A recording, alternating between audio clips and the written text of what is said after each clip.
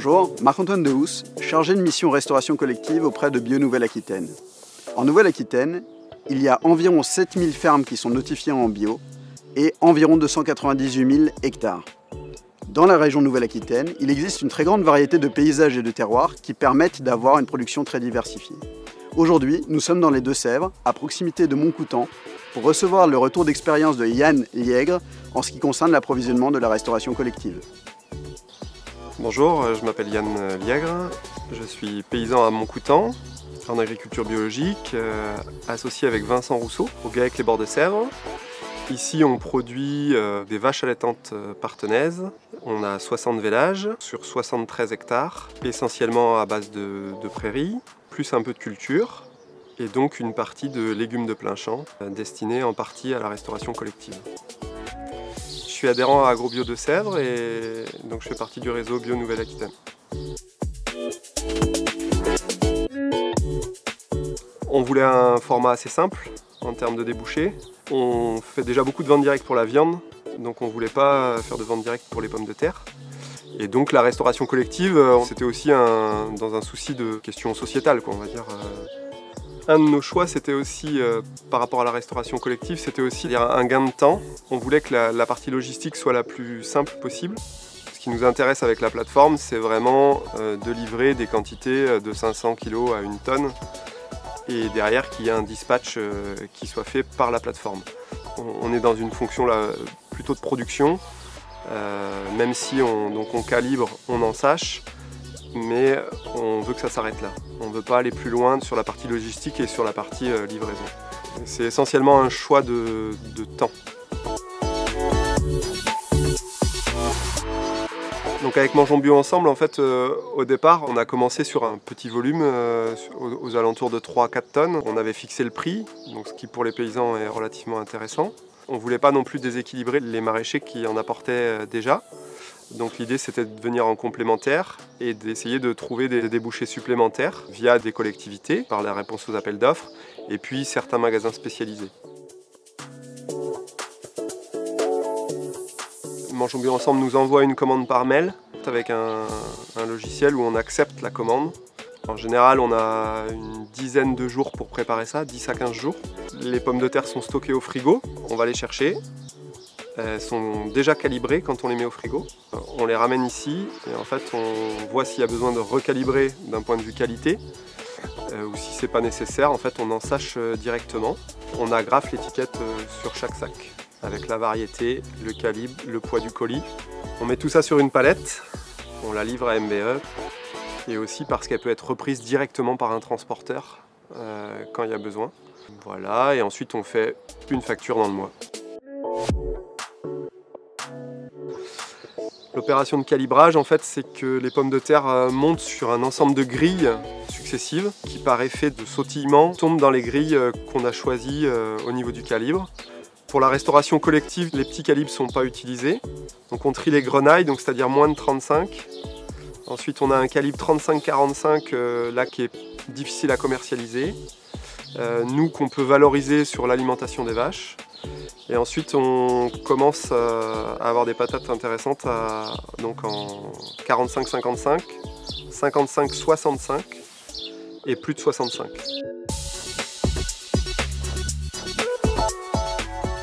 Dans le travail en partenariat avec Mangeons Bio Ensemble, on a commencé à regarder les légumes qui étaient potentiellement relocalisables. Donc on travaille aussi à la constitution d'un groupe de maraîchage de plein champ sur le nord des Deux-Sèvres, dans l'idée d'adapter les légumes au potentiel des sols et aux capacités des paysans à les produire en fonction des productions déjà présentes, des avantages et inconvénients de chaque type de sol et des temps disponibles sur les exploitations. Là, on travaille avec Mangeons Bio sur la relocalisation des betteraves rouges. Donc là, on a fait un essai cette année, on en a semé 3000 m². C'est relativement mécanisable puisqu'on a un passé de production de betteraves fourragères. Donc en fait, on a déjà le matériel pour ça. Et donc par contre, après, il y a une étape de transformation sur laquelle on bosse en ce moment. Donc à la fois le stockage et la transformation pour mise en boîte de conserve normalement des 5 kg, mais enfin voilà, tout ça, ça reste à travailler. Donc le groupe d'échange sur les légumes de plein champ est animé par la technicienne d'Agrobio de Sèvres en maraîchage. Et du coup, c'est des profils soit de céréaliers bio ou de polyculteurs éleveurs bio comme nous, qui cherchent soit une diversification, soit une production complémentaire à la leur, et aussi qui peuvent être motivés pour approvisionner les cantines ou des magasins spécialisés. Donc la production de légumes pour la restauration collective est intéressante, mais elle demande un investissement à la fois d'un point de vue culturel et aussi en termes de temps et d'organisation de travail. Pour la développer, la planification et la contractualisation sont hyper importantes pour les paysans, dans l'idée de ne pas partir à l'aventure, de savoir où on va, et d'autre part pour pouvoir mettre en face les moyens techniques, puisque c'est à la fois des productions qui sont peu connues, donc de l'accompagnement technique, mais aussi du matériel, du stockage frigo. Donc ça demande un plan d'investissement ou des partenariats à mettre en place qui sont relativement conséquents et longs, et du coup plus on a de vision et de planification, contractualisation sur les volumes et le potentiel à produire, voilà, plus c'est sécurisant pour notre part.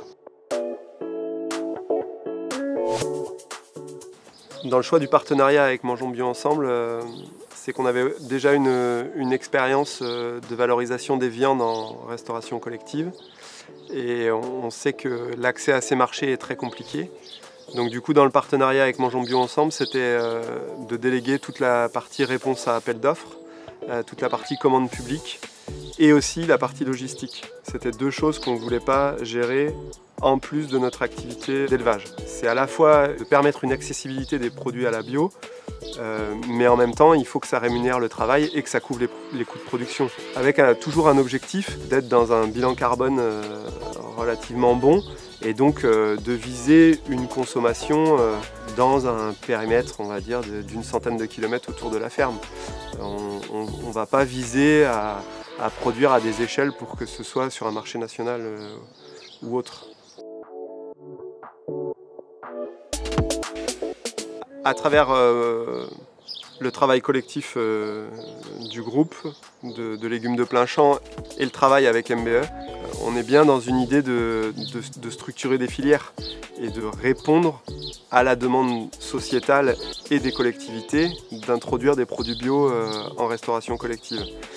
Nous, on ne peut pas le faire à une échelle individuelle.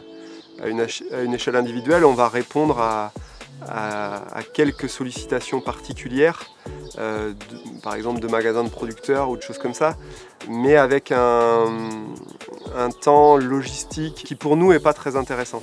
Et en fait, c'est bien par le travail collectif en fait, qu'on va justement réussir à structurer la filière pour à la fois étaler la période de production en fonction des terroirs et en même temps diversifier le type et le nombre de légumes, encore une fois par rapport au terroir et au temps disponible des fermes qui font partie du groupe.